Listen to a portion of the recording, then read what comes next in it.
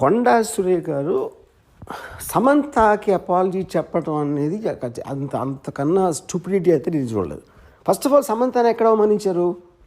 కొండా సురేఖ అవమానించలా, పొగిడారు. యాక్చువల్గా ఎందుకు పొగిడారు అంటే అక్కడ ఏమంటున్నారు ఆవిడ, నాగార్జున నాగ చైతన్య ఇద్దరు కలిసి ఒక మామగా, ఒక భర్తగా, ఒక కోడలిని, ఒక భార్యని తనకున్న ఒక ఆస్తి కాపాడుకోవడానికి వెళ్ళమని ఫోర్స్ చేస్తే తను కాదని చెప్పి విడాకులు ఇచ్చి వెళ్ళిపోయింది అన్న. అక్కడ సమంతకు అవమానం ఏంటి? సమంతని పొగిడినది. యాక్చువల్గా అవమానించింది ఎవరిని?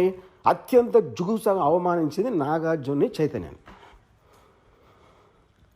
అసలు దాని టాపిక్ ఎత్తట్లా, దాని గురించి ఇంతవరకు మాట్లాడలేదు ఎవరు. సో ఇప్పుడు ఇలాంటిది చెప్పడం కన్నా అంటే అక్కినేని కుటుంబం అంతా ఉన్న హుందాతనం, వాళ్ళకున్న extraordinary reputation, most dignified and reputed, అది ఒకసారి పక్కన పెట్టి ఏ ఇంట్లో అయినా ఒక మామని భర్తని లాంటి ఆరోపణ నేనైతే నా జీవితంలో ఏం లేదు ఇలాంటిది. ఇది చాలా సీరియస్గా తీసుకుని నా రిక్వెస్ట్ నాగార్జునకి, చైతన్యకి ఇలా వదిలేయకుండా, మళ్ళీ ఇలాంటివి జరగకుండా ఇండస్ట్రీ అందరి కోసం, ప్రజలందరి కోసం కూడా సీరియస్గా తీసుకుని మర్చిపోలేని గుణపాఠం నేర్పించాలి. కొండా సురేఖ గారు సమంతకి అపాలజీ చెప్పడం అనేది అంతకన్నా స్టూపిడిటీ అయితే నేను చూడలేదు.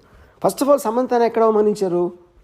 కొండా సురేఖ అవమానించలా, పొగిడారు. యాక్చువల్గా ఎందుకు పొగిడారు అంటే అక్కడ ఏమంటున్నారు ఆవిడ, నాగార్జున నాగ చైతన్య ఇద్దరు కలిసి ఒక మామగా, ఒక భర్తగా, ఒక కోడలిని, ఒక భార్యని తనకున్న ఒక ఆస్తి కాపాడుకోవడానికి వెళ్ళమని ఫోర్స్ చేస్తే తను కాదని చెప్పి విడాకులు ఇచ్చి వెళ్ళిపోయింది అన్న. అక్కడ సమంతకు అవమానం ఏంటి? సమంతని పొగిడినది. యాక్చువల్గా అవమానించింది ఎవరిని? అత్యంత జుగుప్సగా అవమానించింది నాగార్జున చైతన్యాన్ని. అసలు దాని టాపిక్ ఎత్తట్లా, దాని గురించి ఇంతవరకు మాట్లాడలేదు ఎవరు. సో ఇప్పుడు ఇలాంటిది చెప్పడం కన్నా అంటే అక్కినేని కుటుంబం అంతా ఉన్న హుందాతనం, వాళ్ళకున్న extraordinary reputation, most dignified and reputed, అది ఒకసారి పక్కన పెట్టి ఏ ఇంట్లో అయినా ఒక మామని భర్తని లాంటి ఆరోపణ నేనైతే నా జీవితంలో ఏం లేదు ఇలాంటిది.